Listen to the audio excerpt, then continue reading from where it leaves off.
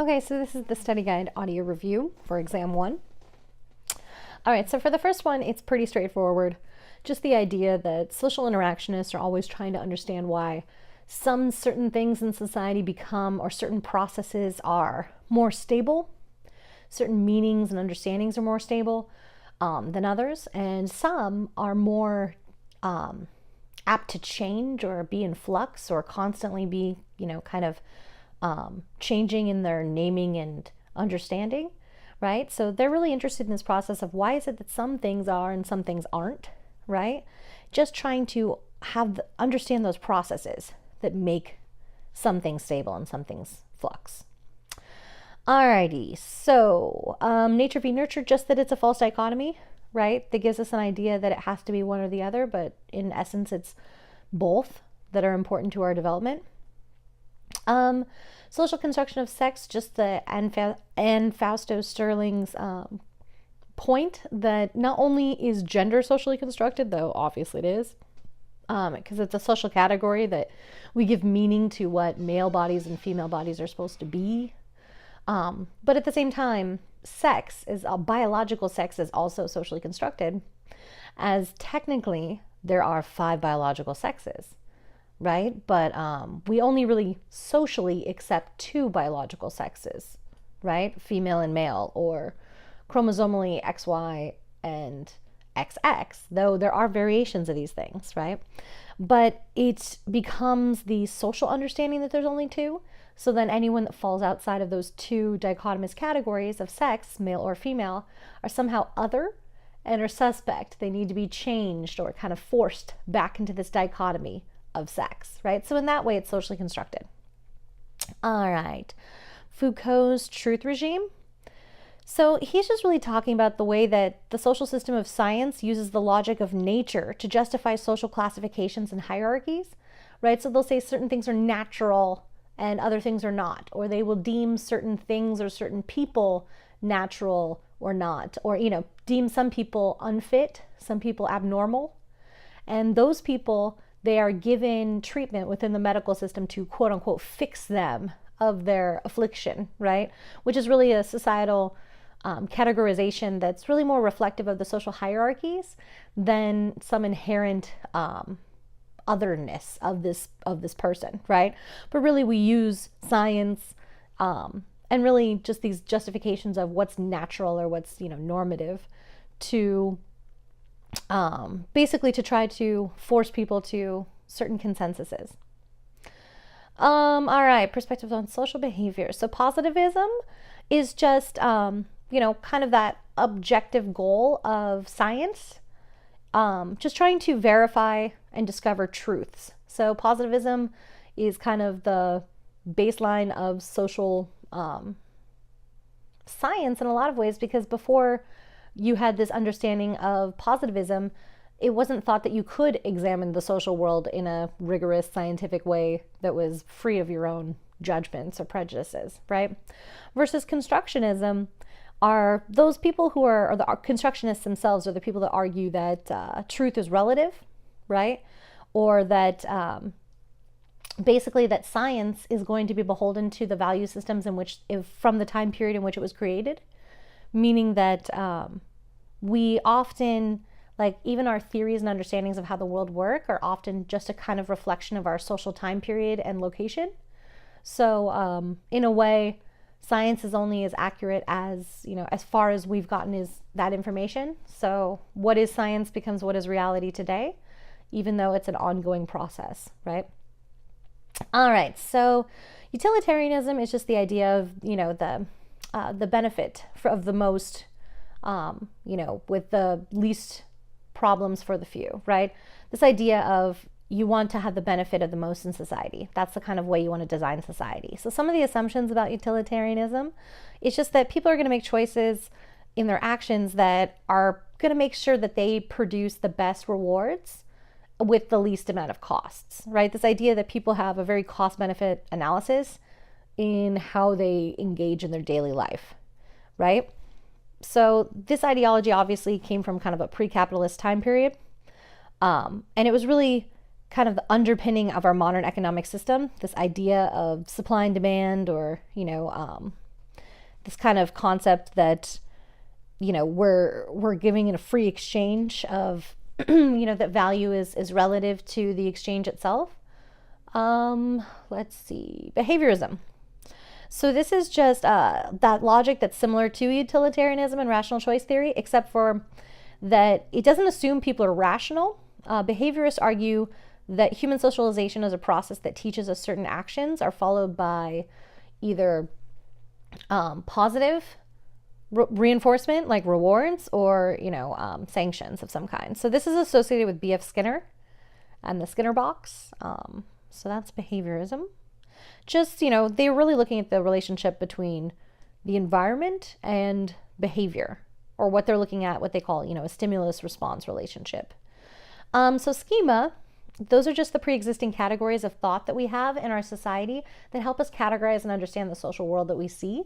So we use them, we draw upon those schema when we try to, just determine and understand the world. So I think the one I gave in class, the example of a schema was like, if you close your eyes and you picture what a librarian looks like, you're going to have a certain expectation, a pre-existing category of what that is, right? So meaning that you're going to see probably, they're racialized, right? They're often white, you would think that, or oftentimes you're going to gender them as female or things like that. So, there's certain expectations about their affectations or their personalities, what they wear, all that kind of stuff. So that the schema are just the ways that we try to understand the social world and organize our thoughts so that we can, understand the social world when we interact with it. So the implication isn't that we're making stuff up when it comes to categorizing the social world. It's that our perceptions are being influenced by our socialization and our interpretations are then, of course, filtered through our existing socialization and, our own experiences. All right, moving on to postmodernism. Okay, so postmodernism is just, rejecting the assumptions of modernism. And so modernism assumed that you can solve society's problems through science and technology and that man can conquer nature. And, there was this concept of a universal truth that came from modernism. So they tried to develop a lot of grand theories about how the world worked. And so postmodernists argue that science has been wrong about a lot of stuff and that technology, far from saving us from everything, has really caused a lot of senseless destruction, especially in the environment, right?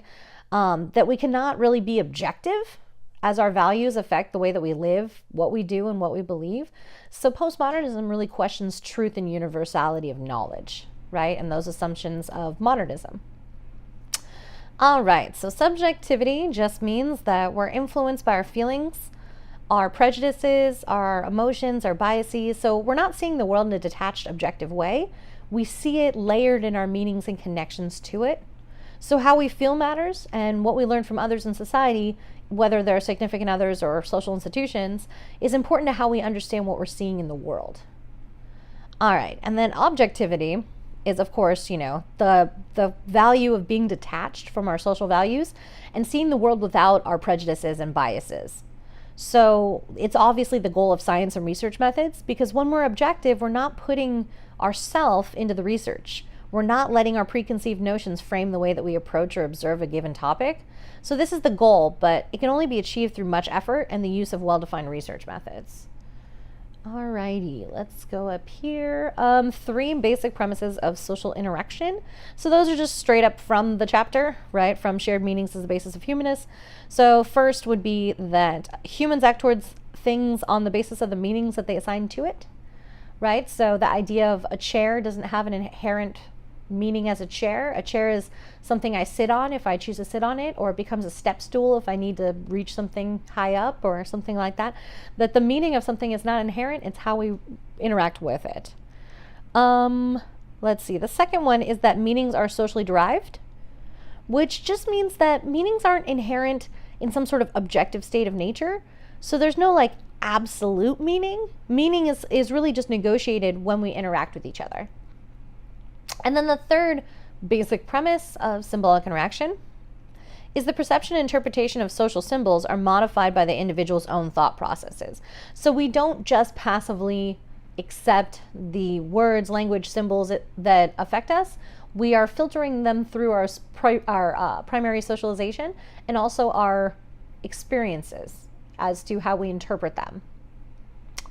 Alrighty, let's see. Vicarious experience. It's just the idea that you can like read a book or watch a film or hear about someone else's experience and comprehend what they were experiencing. So this allows us to learn by watching others or seeing what the actions of others are and what the consequences of those actions are. And this is a key element in our individual survival and in the transmission of culture. All right, social process of language. Just the idea that it's not enough to just learn the words. It's that we have to learn what to think about and how to respond to certain situations. So the example I remember giving in class was, in the reading, was the idea that you respond to pain physiologically, but the culture tells you how to feel about pain, right? So as we socialize boys, we tell them that they're not allowed to cry. So how they experience pain tends to manifest differently than how women experience pain, as women are allowed to express emotions about this pain, right? For example, in a subculture like skateboarding, pain is considered part of the expectation. This is also normative in a lot of sports cultures, right? Like there's this kind of no pain, no gain understanding of like pain is just part of the process. So even though physiological pain seems like a total stimulus response kind of like outside of the culture's reaction, how we interpret that pain that we physically experience or how we take it on or understand it has everything to do with the culture. Alrighty, categorization. So basically just the idea that we create certain categories that help us navigate through life, right? Because we make certain assessments or assumptions about people based on those categories that we previously learned. So like the category classroom evokes a certain set of expectations, behaviors, you know what it's going to be like, you know what the different roles are, those kind of things. And so, of course, the downside, though, of categorization can be mindlessness or behavior that's based on unconscious or semi-conscious routines, because the more we categorize, the more we tend to just kind of sort and stereotype and just kind of drift through life without really critically thinking about the things that we're encountering. All right, so W.B. Du Bois and racial formation theory, really all I was looking for here was kind of in regards to that video clip that I put up on that PowerPoint. Just that basically our modern racial formation theory came out of W.B. Du Bois and his analysis of race in the United States, and just that he was looking at how African Americans were treated after during the time period called the Reconstruction, after the Civil War, after emancipation, right? You have this time period where there were a lot of there was hopes for social progress for African Americans now that they were not, enslaved. And so he said that it wasn't a cultural issue, as a lot of white people argued at the time, but it was really a profound lack of opportunity, meaning that the real thing that was stopping people from getting ahead after emancipation was the fact that there was such a racial prejudice and discrimination in what opportunities were afforded to African Americans. So it makes sense that you're not going to magically raise your status and position within a culture where you're not given opportunity to increase your status or position, right? So if no one's going to let you go to school, you're not going to learn. If no one's going to let you get a job, you're not going to have a job. So it makes sense that, he basically said that was the real social, or the real hindrance for progress, was the fact that people were so prejudiced and they didn't see the inherent worth of African Americans. So racial formation, it kind of takes on his original concepts of like double consciousness and these concepts that basically your identity is affected and formed through these racialized hierarchies and understandings in the culture.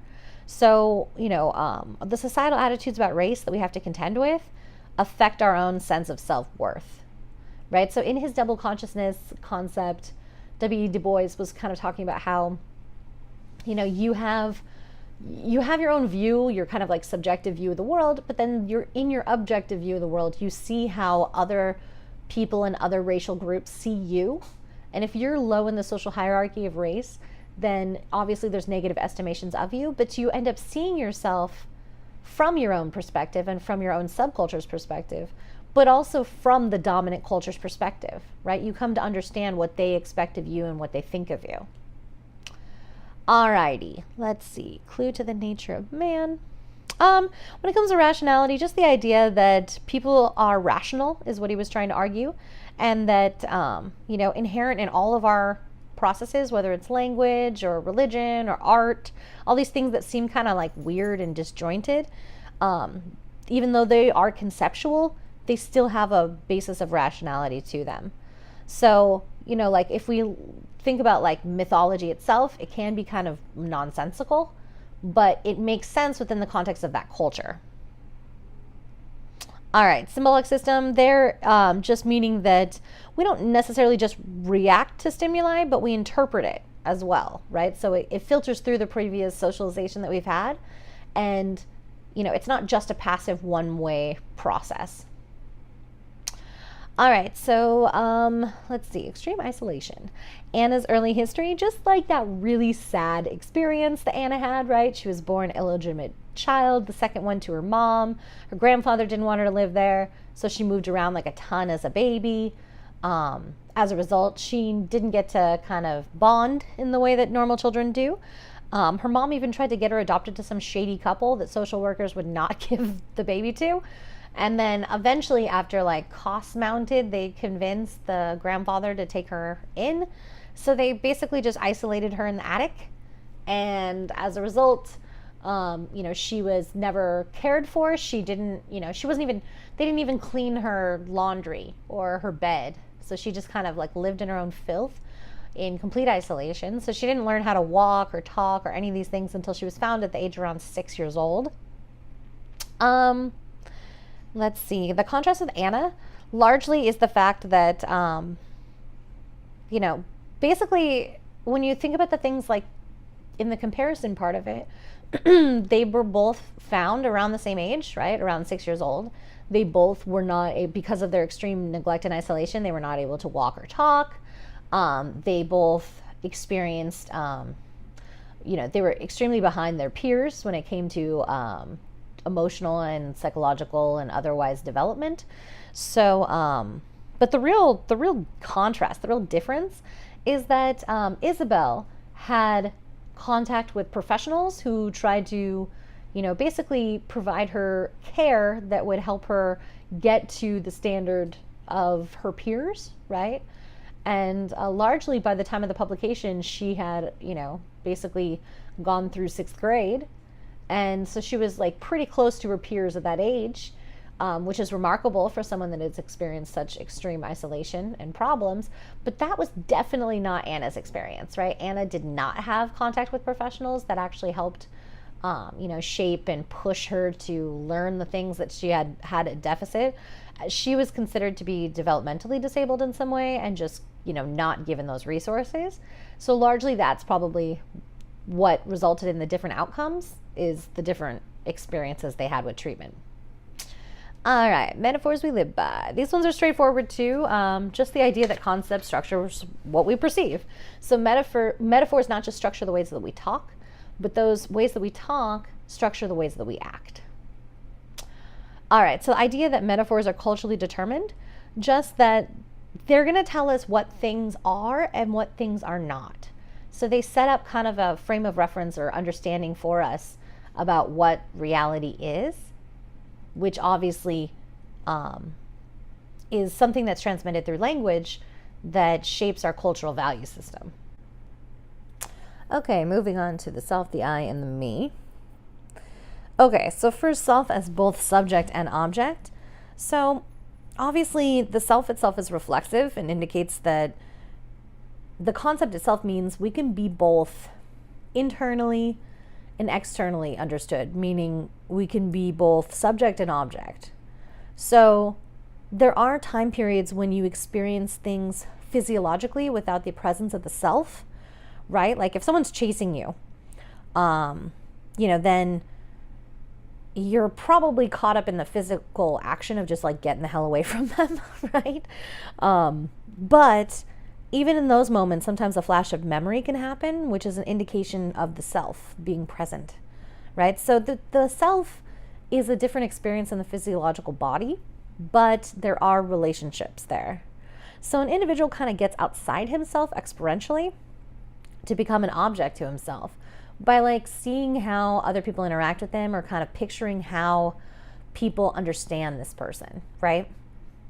So all of us do this, where we kind of have a sense, like even in your own memories of yourself, you'll sometimes have like kind of a vague sense of yourself within that memory, right? Like as if you were outside of your own body, seeing the interaction take place. And so that's kind of this concept that we have an externalized self, the object, but an internalized self as well, the subject. All right, so disassociation is just when a person divides into different selves, usually two. And again, this is dependent on the set of social reactions that are involved, but sometimes this takes place because of an emotional upheaval, right? Like a lot of research has looked at how sometimes people that face a lot of trauma will disassociate and kind of like split into an alternate reality where they're not facing the violence or trauma that they are experiencing in that moment. And it's kind of a protective way for the self to, by disassociation, protect itself and not kind of, experience a social death. So it is common within emotional upheavals, but really, obviously, Mead is talking about how we all divide ourselves into all sorts of selves depending on the people that we interact with and the kind of social worlds in which we inhabit. All right, generalized other is just how we learn the values of our significant others, and eventually we realize they're not just their values, they're society's values, right? Or this concept of a generalized other, which is, when people are like, what would people think, right? That's a concept of a generalized other, that you're not worried about like a specific, what would mom think, but what would they think, right? Just this kind of vague generalized other.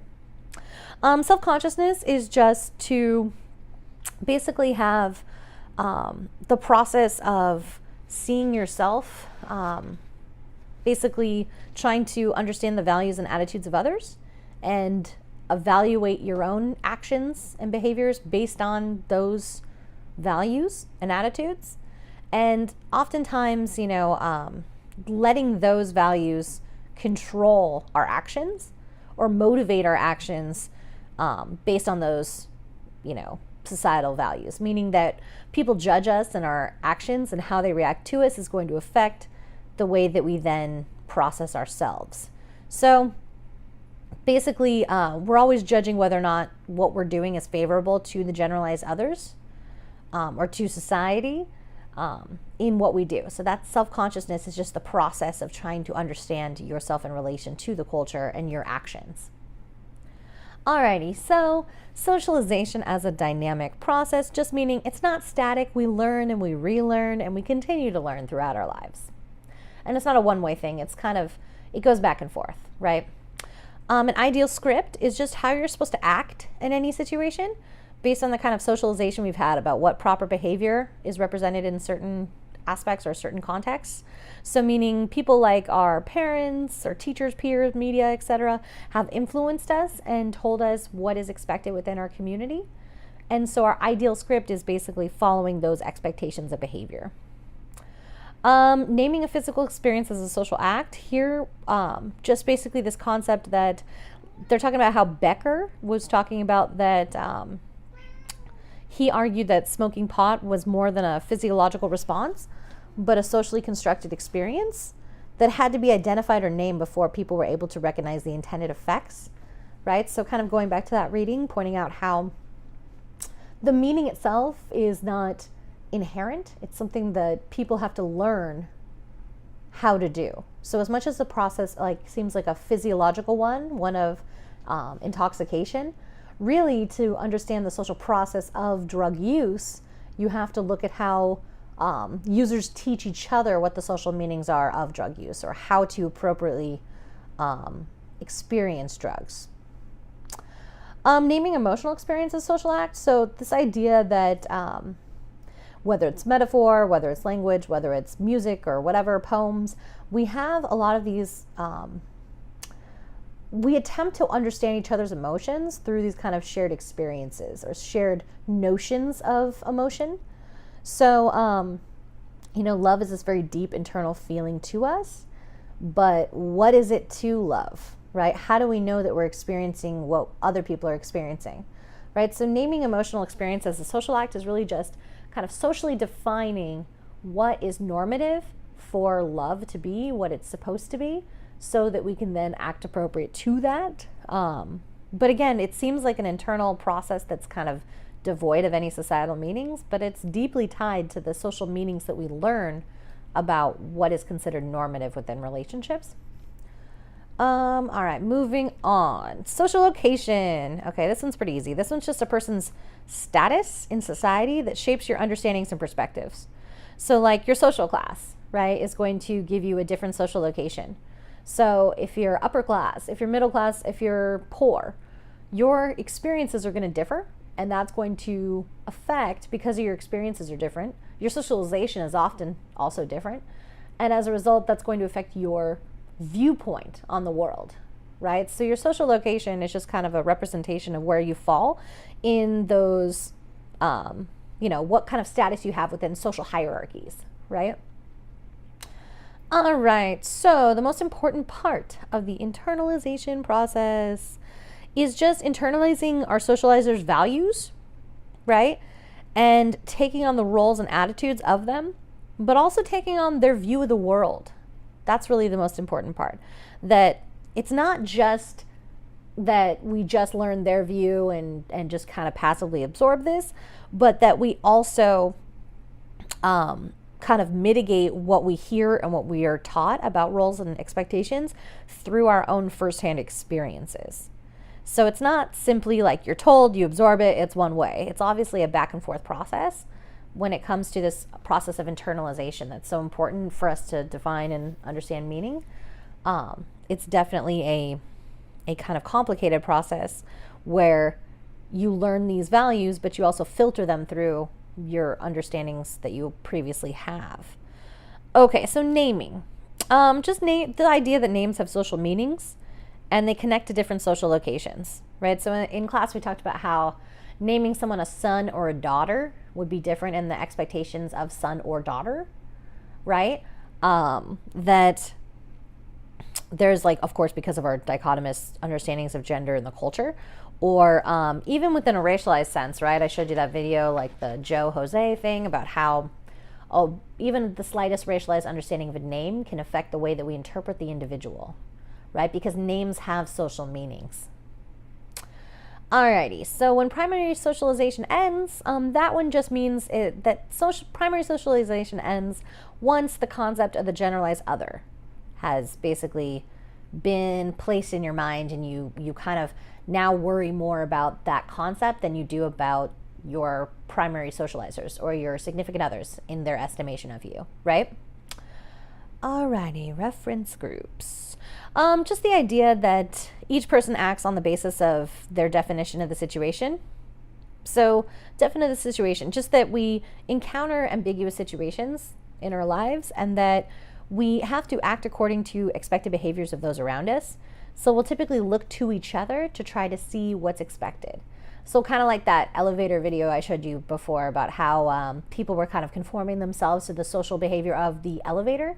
As everyone turned around and faced the opposite way, other people would as well, even though that didn't really make sense to how elevators work. But it was because the social pressure of the actual space made people change their behaviors to conform to that space, right? Alrighty, so reference group is just a group of people, or a group that's real or imaginary, whose standpoint is being used as a frame of reference. So it's really interesting too, because this, when they say it could be imaginary, I mean, this could literally be like looking up to like mobsters from like mob movies, or, you know, being really into a certain political movement, or, you know, maybe like a social justice movement or things like that.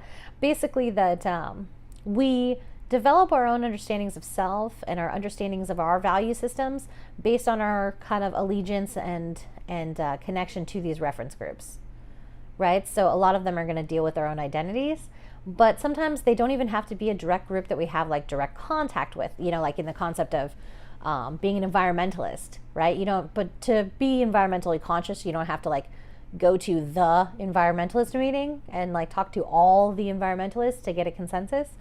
It's kind of an abstract group, right? Versus there are real groups when it comes to reference groups that people interact with, right? Friends, family, things of that nature that also set the tone and expectations for their behaviors. All right, select sensitivity to others just means that we don't care equally about the opinions of everyone, right? You care more about the people that are close to you, what they think, than you care about some like rando on the street, right? So this just means that when it comes to the process of socialization or even absorbing peer culture values, that we're more interested in what our friends or, you know, those people that are closer to us have to say or how they see us than we are just anyone, right? So that's what it means by select sensitivity. Alrighty. When it comes to the last couple ones here, so white as culturalist, just the idea in the research study that the white kids didn't see white identity as tied to European ancestry and culture. They saw it as not having a culture, right? They saw only ethnic minorities as having a culture, right? And that they saw having a culture in this kind of ethnic way as being tied to the past. And they viewed whites as just being future oriented or present oriented, not tied to the past, right? Instead of being like, well, the whole culture is white, so that's why they feel like they don't have a culture. Naturalization and rationalization were the different ways that she saw these processes going on within the ethnography at these schools.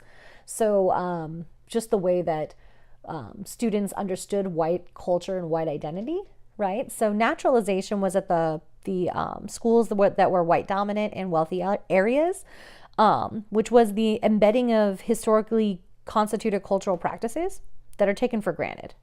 So meaning that because the culture of the school, because the culture of, you know, you come into contact with a bunch of students that are white, a bunch of teachers that are white, a bunch of administrators that are white. So the, you know, whiteness affects what cultural rituals go on at the school, right? It affected the homecoming situation. It affects what music is played, you know, what kind of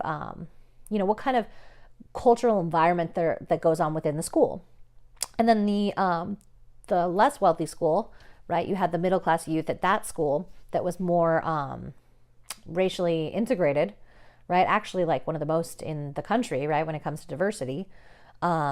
She said that those kids, their identity process as whites went through this process of rationalization, right? Which was basically embedding whiteness within Western rational epistemology and basically marginalizing or subordinizing things cultural. So she talks about the situation where they had this like fair for people to express their own personal, you know, identities and cultures, and that the white students saw this as a way to learn about other people's cultures, but they didn't see it as a way to kind of express their own culture because they saw themselves as cultureless.